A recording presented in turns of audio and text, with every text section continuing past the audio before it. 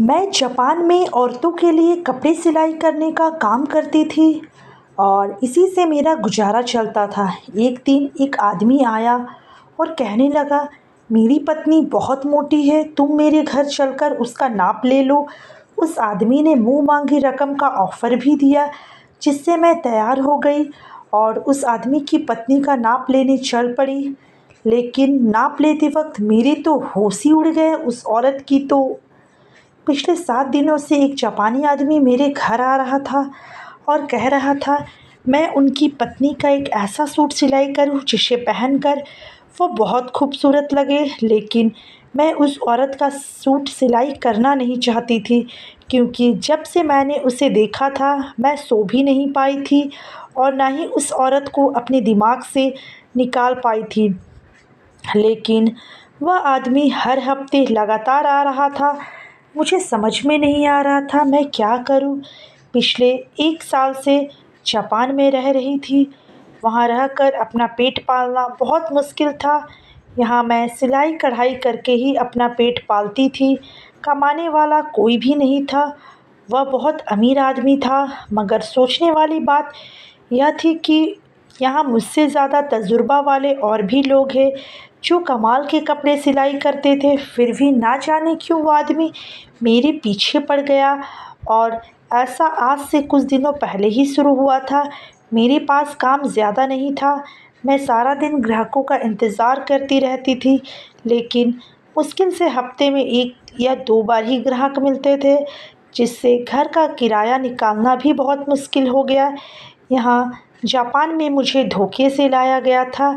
मैं शादी के बाद अपनी पति के साथ खुशी-खुशी यहाँ आई थी, लेकिन यहाँ आने के 20 दिन बाद ही मुझे मेरे पति छोड़कर जाने कहाँ चले गए। मेरे लिए वह दिन जैसे क़यामत के दिन थे, जब मैं 7 समंदर पार दिन-रात अपने पति को ढूँढते रह रही थी। मेरा पति खाना लाने को कहकर चला गया था, पर वह लौट कर नहीं आया। मैं भूखी-प्यासी पूरा दिन अपने पति का इंतज़ार करती रही। मेरे पास मोबाइल भी नहीं था और ना ही मेरा पासपोर्ट था। दुःख इस बात था कि पति कोई अनजान नहीं था, बल्कि मेरे पापा के दोस्त का बेटा ही था, जो कि हमारा पड़ोसी ही था। और मेरे माता-पिता जब इस दुनिया से चले गए तो हमारे पड़ोसी मनीष अंकल ने ही मुझे पढ़ाया-लिखाया और मेरी परवरिश की। उन्होंने मुझे कभी किसी चीज़ की कमी महसूस होने नहीं दी। मनीष अंकल मुझसे बहुत प्यार करते थे, इसलिए उन्होंने अपनी बेटी की शादी भी मुझसे ही करा दी। मेरा पति शादी से पहले जापान में ही रहता था, वहाँ पढ़ने के लिए गया था और फिर वहीं जॉब भी करने लगा। मनीष अंकल ने बड़ी मुश्किल से उसे भारत बुलाया था। मनीष अंकल के पास काफ़ी धन दौलत थी। अंकल ने अपने बेटे से कहा कि वह मुझसे शादी कर ले, पर उसने साफ-साफ इनकार कर दिया और कहने लगा, मैं पढ़ा लिखा हूँ और मैं अपनी पसंद की लड़की से ही शादी करूँगा। मैं किसी गाँव की गँवार को अपनी पत्नी नहीं बना सकता हूँ। यह सारी बातें मैंने छुपकर सुन ली थी। उस वक़्त मेरा दिल चाह रहा था कि मैं इस घर से कहीं दूर चली जाऊं, और ना मैं यहाँ रहूँगी, ना ही अंकल अपने बेटे को मजबूर करेंगे। पर मेरा और कोई भी सहारा भी नहीं था। मुझे यहीं रहना था और अंकल की हर फैसले के सामने सर भी झुकाना था। दूसरों के सामने खुद को जलील होते देखना बहुत मुश्किल काम होता है, पर मैं अंकल को इनकार करके उन्हें दुखी नहीं कर सकती थी। फिर अंकल ने ना जाने कैसे अपने बेटे को समझा लिया और वह मुझसे शादी करने को मान गए। मुझे उनकी आँखों में अपने लिए नफ़रत साफ-साफ दिखाई दे रही थी। कहीं भी उनके दिल में मेरे लिए कोई भी जगह ही नहीं थी। जब मैं उनके सामने आती तो मेरा दिल करता कि मैं उनकी नज़रों से दूर हो जाऊं, पर मेरे बस में कुछ भी नहीं था। मैं बस खामोशी से आंसू बहा लेती थी। शादी से 1 दिन पहले मैं हिम्मत करके मनीष अंकल के कमरे में चली गई। अंकल मुझे देखकर हैरान हो गए और मुझसे पूछने लगे कि सब ठीक तो है ना बेटा। मैंने कहा हाँ अंकल, पर आप अपने बेटे पर जुल्म ना कीजिए। वह मुझसे ज़बरदस्ती उन्हें मुझे ज़बरदस्ती मेरे साथ मत बांधिए। वो मुझसे शादी नहीं करना चाहते हैं। पर अंकल ने मेरी एक बात भी नहीं सुनी और कहा कि शादी तो उसे तुमसे ही करनी पड़ेगी, वरना वो हर चीज़ से हाथ धो बैठेगा। और तुम परेशान मत हो, मैंने तुम्हारा पक्का इंतज़ाम किया है, वह तुम्हें हमेशा खुश रखेगा। अंकल की बात सुनकर मैं सर झुकाए वापस चली गई। मैं उनसे बहस नहीं कर सकती थी, बस ऊपर वाले से प्रार्थना कर सकती थी और मैं हमेशा एक अच्छे जीवन साथी की कामना करती थी। अगले दिन शादी थी और मैं दुल्हन बनी खूबसूरत लग रही थी। शादी अच्छे से हो गई और मुझे मेरे पति के कमरे में पहुंचा दिया। सब कुछ खूबसूरत सा लग रहा था। मेरा पर मेरा दिल ना जाने क्यों बहुत डर रहा था और लग रहा था कि पता नहीं मेरे पति मेरे साथ क्या करेंगे। लेकिन फिर जो हुआ मैं हैरान रह गई। मेरे पति मेरे कमरे में आए और मुझे देखकर हैरान से हुए। शायद वह भी मेरी खूबसूरती देखकर दंग रह गए थे। अगले ही पल मेरे पास बैठ चुके थे। उन्होंने मोहब्बत से मेरा हाथ थामा और कहा कि तुम बहुत खूबसूरत हो और मेरी ज़िंदगी में जैसे खुशियाँ ही लौट आई। मैं जैसे ज़िंदा हो गई। मेरे पति ने मुझे स्वीकार कर लिया था और उनकी दी गई मोहब्बत ने मुझे और ख़ास बना दिया था। अगले सुबह मेरे चेहरे पर खुशी थी। अब मैंने मनीष अंकल को संतुष्ट कर दिया कि सब अच्छा होने लगा है। पति को जापान वापस जाना था। अंकल मुझे दूर नहीं भेजना चाहते थे, पर मेरे पति जिद पर कहने लगे मैं अपनी पत्नी को यहाँ छोड़कर नहीं जा सकता हूँ, उसे साथ लेकर जाऊँगा। मैं तो जैसे हवा में उड़ने लगी। फिर आखिरकार अंकल को मानना ही पड़ा और उन्होंने मुझे मेरे पति के साथ जापान भेज दिया। शादी के 4 महीने बाद ही मैं अपने पति के साथ जापान आ गई। यहाँ पति ने मुझे एक छोटे से कमरे में रखा था। मैं बहुत हैरान थी कि मेरे पति इतनी आम से घर में रह रहे हैं, जबकि वो तो बहुत अच्छा कमाते हैं। और यहाँ आकर मेरे पति बहुत बिज़ी हो गए। वह सुबह में जाते और रात को वापस आते। वह मुझसे ज़्यादा बात भी नहीं करते। ना जाने क्यों वह मुझे बदले से लगने लगे थे। 20 दिन तक यहाँ मैं बहुत मुश्किल से गुजरे थे और उसने अभी तक मुझे फ़ोन भी नहीं दिलाया था।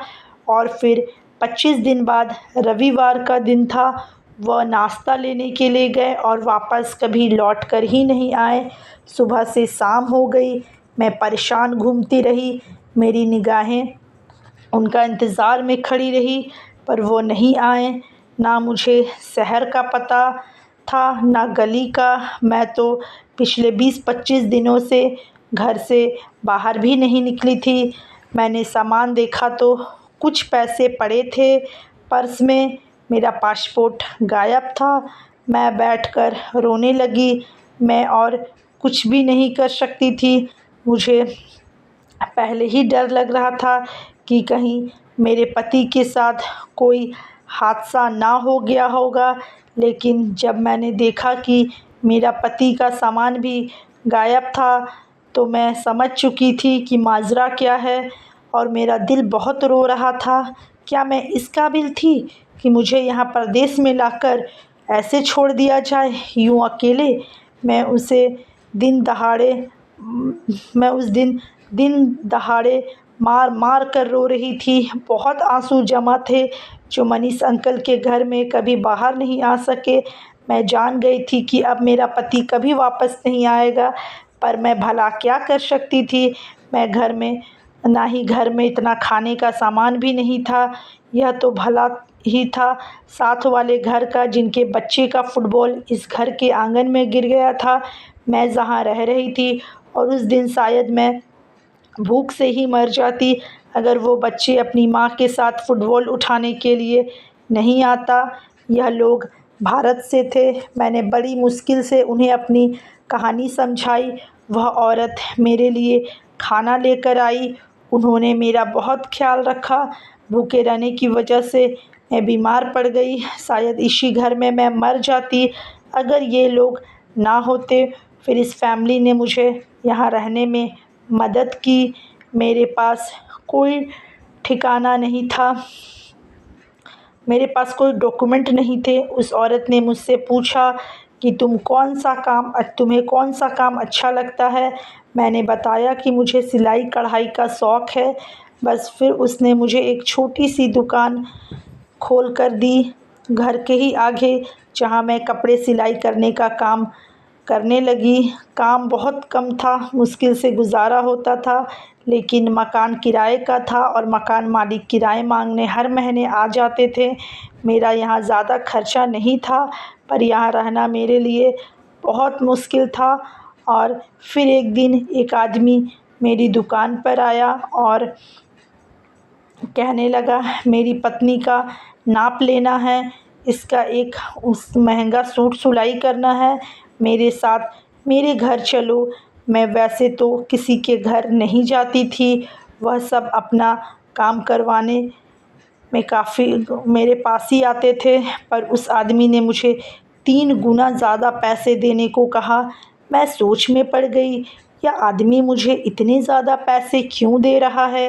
मैंने उस आदमी को इंतज़ार करने को कहा और अपने उस पड़ोसन के पास चली गई और उसे बताया।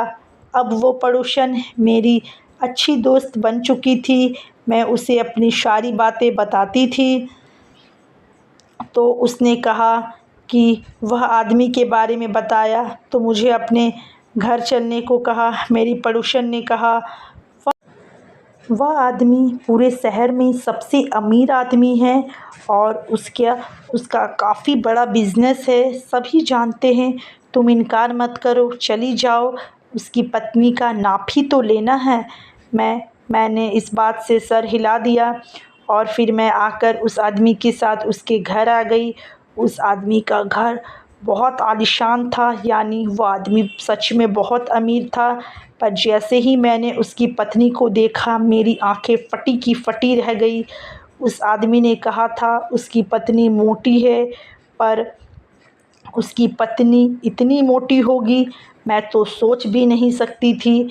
उसके जिस्म से मांस लटक रहा था और उसका चेहरा इस कदर भयानक था कि मेरी चीखें निकल गई। शायद उसका चेहरा जला हुआ था। मैंने अपनी ज़िंदगी में ऐसी औरत नहीं देखी थी। मैं डर कर घबरा गई और मैं वापस भाग कर आ गई और उस रात तो मैं सो भी नहीं पाई। मुझे उस औरत का ख़याल बार बार डरा रहा था और वह आदमी खुद तो बहुत अच्छी शक्ल का मालिक था और अमीर भी बहुत था। फिर उसने ऐसी पत्नी क्यों रखी थी? क्या वह अपनी पत्नी से मोहब्बत करता था या फिर उसकी भी मेरे पति की तरह कोई मजबूरी थी? मेरी समझ में कुछ नहीं आया। पूरा हफ्ता लगा मुझे उस औरत को अपने दिलो दिमाग से निकालने में। फिर दूसरे हफ्ते के रविवार वाले दिन वो आदमी फिर से मेरी दुकान में आ जाता है और मैं उसे देखकर हैरान हो जाती हूँ। उसका यही कहना था कि अगर मेरी पत्नी का नाप ले लो और वह सिर्फ़ तुमसे ही अपना कपड़ा सिलाई करवाना चाहती है। मैंने उस आदमी को साफ साफ इनकार कर दिया, पर वह हर हफ्ते आने लगा और मिन्नतें करने लगा। मुझे समझ में नहीं आता था कि वह मेरे पास ही क्यों आता है। उस आदमी ने कहा, तुम्हें हर हफ्ते मेरी पत्नी का एक सूट सिलाई करना है और मैं तुम्हें उसके बदले में बहुत पैसे दूंगा। बस तुम मेरी पत्नी के ही कपड़े सिलाई करो और उससे ही तुम मालामाल हो जाओगी। मैं उसकी बातें सुनकर कुछ देर सोचने लगी कि बात तो मेरे फ़ायदे की ही थी। थक हार कर मैंने उसकी बात मानने का बारे में सोचा। वैसे भी मेरे पास काम की कमी थी, महीना ख़त्म होने का था, मुझे घर का किराया भी देना था। खैर, मैं दिल में पत्थर रखकर दोबारा उसके साथ उसके घर पर चली गई। उसकी पत्नी को देखकर मेरा दिल थरथराने लगा। वह ऐसी क्यों थी? उसकी सारी चेहरे जली हुई थी। मैंने बड़ी मुश्किल से उसका नाप लिया। उसके शरीर से गंदी सी बदबू भी आ रही थी। यह सोचकर मेरा दिमाग घूम गया कि आदमी ऐसी औरत के साथ कैसे रह सकता है। नाप लेने के बाद मैं उसके घर से तेज़ी से भाग निकल आई। मैं उस घर में बहुत ज़्यादा देर नहीं रह सकी। जैसा सूट उन्होंने मुझसे सिलाई करने को कहा था, उसे बनाने में मुझे पूरा 1 हफ़्ता लगा। आप देख सकते हैं, फिर 1 हफ़्ता लगा। फिर 1 हफ़्ते बाद वो आदमी सूट लेने के लिए आ गया। उसने मुझे एक सूट के इतने पैसे दिए कि मैं हैरान हो गई। उसने मुझे दोबारा नाप लेने के लिए बुलाया और इस बार मैं खुशी-खुशी चली गई क्योंकि वह आदमी मुझे बहुत अच्छे खासे पैसे दे रहा था। इस बार भी मैं नाप लेकर वापस आ गई और सूट सिलाई करके दे दिया। इस बार उसने मुझे आगे से भी ज़्यादा डबल पैसे दिए थे। यूँ उसके साथ काम करते-करते मुझे 3 महीने गुज़र गए। अब मैं काफ़ी संतुष्ट थी क्योंकि पैसों की अब मुझे कोई टेंशन नहीं थी। यहाँ पर अचानक कभी-कभी मुझे अपने पति का ख़्याल आ जाता था घर में, और घर की तो मुझे हमेशा ही याद आती थी। मैं भारत वापस जाना चाहती थी, पर मेरे पास जाने का कोई भी ज़रिया नहीं था। मैं डर से बाहर नहीं निकलती थी कि कहीं पुलिस मुझे पकड़ कर ना ले जाए, कि मेरे पास पासपोर्ट नहीं है, वीज़ा नहीं है। इसलिए मैं डर के मारे घर से बाहर भी नहीं निकलती थी। सारा दिन बैठकर कपड़े ही सिलाई करती थी। और फिर एक दिन ऐसा हुआ कि मैं उस आदमी की पत्नी का नाप लेने के लिए गई, तो मुझे हैरत होती थी वह आदमी मुझे हर सूट के लिए नया नाप लेने के लिए क्यों कहता था। पर उस दिन तो मेरे होश उड़ गए। जब नाप लेते वक्त मेरी नज़र उसकी पत्नी पर पड़ी तो मुझे कुछ अजीब सा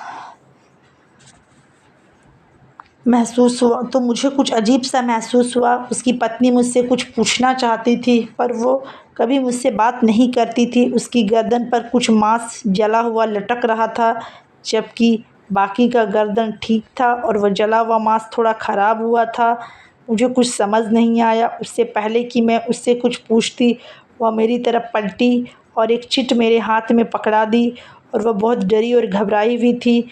तभी वह आदमी अंदर आ गया। पहले वो नाप लेते वक्त जमकर वहीं खड़ा रहता था, पर शायद अब उसे मुझ पर भरोसा होने लगा था, इसलिए वह कुछ देर के लिए बाहर चला गया था।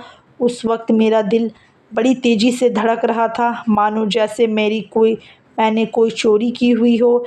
मैं नाप लेकर तेज़ी से वापस आ गई। वापस आकर मैंने जब चिट को खोलकर देखा, उस पर एक नंबर लिखा हुआ था। मुझे कुछ भी समझ नहीं आया कि यह किसका नंबर था और उसकी पत्नी ने मुझे यह क्यों दिया था। मैं काफ़ी देर सोच विचार करती रही और फिर मैं अपने उसी पड़ोसन के घर चली गई। उनका मोबाइल फ़ोन लिया और मैंने उस नंबर को डायल किया। वह नंबर बंद बता रहा था। फिर उस नंबर से वापस से फ़ोन आया, तो इस बार मैंने उठाया तो कोई अजनबी था। वह मुझसे कह रहा था कि मैं तुम्हारे घर के बाहर खड़ा हूँ। यह सुनकर मेरे तो पसीने छूट गए, और जब मैं बाहर निकली तो एक आदमी खड़ा था। उसका आधा चेहरा छुपा हुआ था। उसने मुझे देखते ही कहा कि ज़रूरी बातें करनी है। मैं उसे लेकर घर के अंदर चली आई। फिर उसने जो कहानी सुनाई, मैं हैरान रह गई। वह एक एजेंट था जो किसी मिशन पर था और वह उस जापानी आदमी के खिलाफ़ था। मैं हैरान थी, वह आदमी तो बहुत अच्छा इंसान था, लोग उसे पसंद करते थे। असल बात तो कुछ और ही थी। वह आदमी लड़कियों के ज़रिए स्मगलिंग करता था। जिस लड़की को अपनी पत्नी ज़ाहिर करता था, वह उसकी पत्नी नहीं होती थी, बल्कि वह लड़कियों को नकली मांस से मोटा बनाता था ताकि अंदर वह स्मगलिंग का सामान डाल सके। और चेहरे पर जला हुआ मांस होता था जो बिल्कुल असली लगता था। वह हर बार अलग-अलग लड़की होती थी। आदमी लड़कियों के जिस्म के अलग-अलग हिस्सों की स्मगलिंग करता था। वह लड़की जिसने मुझे नंबर दिया था, वह अभी सहमी थी, जो मुश्किल से वहाँ तक पहुँची थी। और उस एजेंट ने उससे कहा कि तुम उस आदमी को पकड़ने में हमारी मदद करो। तुम्हें बस यह करना है कि उस लड़की को तुम्हें एक फ़ोन देना होगा। मैं यह सुनकर डर गई। पहले मैंने ना करना चाहा, तो उस आदमी ने कहा, उस हैवान को पकड़ने में हमारी मदद करो, वरना यह घिनौना काम जारी रखेगा। वह मुझसे इसलिए मदद मांग रहा था क्योंकि उस आदमी के घर तक सिर्फ़ मैं ही पहुंच सकती थी। मैंने उस आदमी से कहा कि मैं एक शर्त पर ही तुम्हारी मदद करूंगी। फिर उसने मेरी शर्त मान ली। मैं अगली बार जब नाप लेने के लिए गई तो छुपकर फ़ोन लेकर गई और मैंने फ़ोन उस लड़की के हवाले कर दिया जिसका मैं नाप ले रही थी। यह सब मैंने बहुत सफाई के साथ किया था। शर्त के मुताबिक उस आदमी ने मुझे हिंदुस्तान भिजवा दिया और बाद में सुनने में आया कि वह आदमी पकड़ा गया। मनीष अंकल बहुत बीमार हो चुके थे। उन्हें मेरे पति ने मेरे मरने की झूठी खबर दी थी, पर मैं तो ज़िंदा थी। मुझे देखकर मनीष अंकल रो पड़े और फिर वह सारी दौलत मेरे नाम कर दी जो उन्हें अपने बेटे के नाम करनी थी। मेरे पति को जब यह खबर मिली तो वह वापस मेरे पास आ गए। मेरे पति ने मुझसे माफ़ी मांगी और बहाना बनाने लगा। उस आदमी पर मैं दोबारा विश्वास नहीं कर सकती थी। मैंने उससे तलाक ले लिया और वह खाली हाथ रह गया। अब मैं मनीष अंकल के सारे प्रॉपर्टी की मालिक अकेले थी और मैं अकेले ही खुशी से इस घर में अच्छे से रह रही थी। मेरे पति वापस जापान चले गए थे और कुछ दिनों के बाद मनीष अंकल भी इस दुनिया में नहीं रहे। तो दोस्तों, कहानी अगर आप लोग को अच्छी लगी होगी तो वीडियो को लाइक ज़रूर करें। चैनल पर नए आए हो तो चैनल को सब्सक्राइब करना बिल्कुल भी ना भूलें, ताकि इसी तरह की ढेरों मनोरंजन कहानियों के साथ मैं आपकी दोस्त आप लोग से मिलती रहूँगी। मिलती हूँ नेक्स्ट कहानी पर। तब तक के लिए आपका बहुत बहुत धन्यवाद।